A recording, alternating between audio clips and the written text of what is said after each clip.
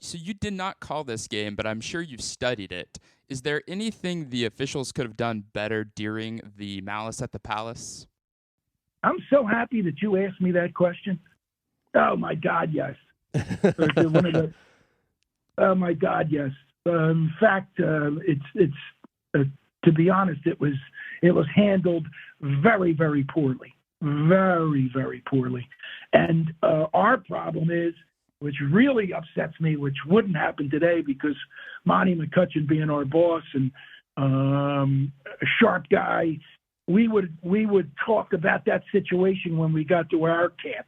See, referees have a preseason camp also, and we would go over that thing for 5 hours if we had to. But back in that era when it happened, the following year, which obviously I'm still repping, we never even went over the thing, which aggravates the hell out of me. And I went to the boss at the time, and I said to him, why are we not going over this? And there was some kind of the guy who was our boss at the time was just it just isn't even worth talking about. But he just didn't want to talk about it. So here's what should have happened. When Ben Wallace, I think the game was a 13, 14-point game, if I remember correctly. Yeah, that's and right.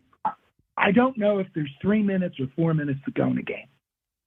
When something like that happens and you have two big guys like that and they're combative and the game is essentially out of reach and they're pushing and they're coming in and they're coming back at one another, all you do is you go like this.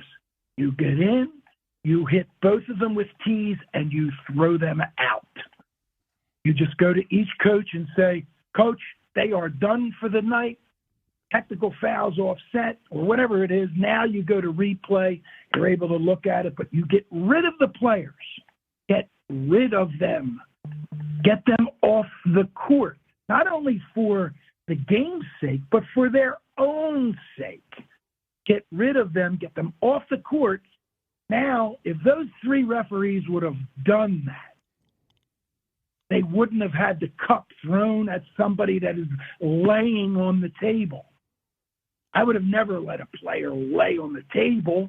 I would have just walked it, said, you two guys, get out of here. Get them out.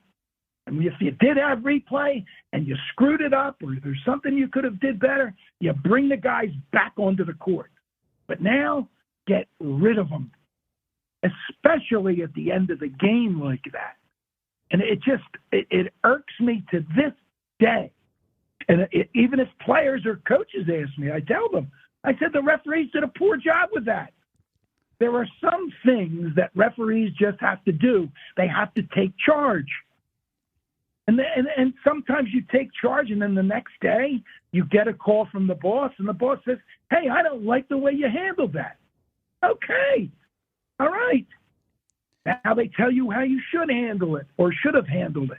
But you have, as a referee, when you put that shirt on and you have that whistle, you have to take charge some nights. And some nights you're going to do something that people are not going to be happy about. And that, just get rid of them. Just get rid of them.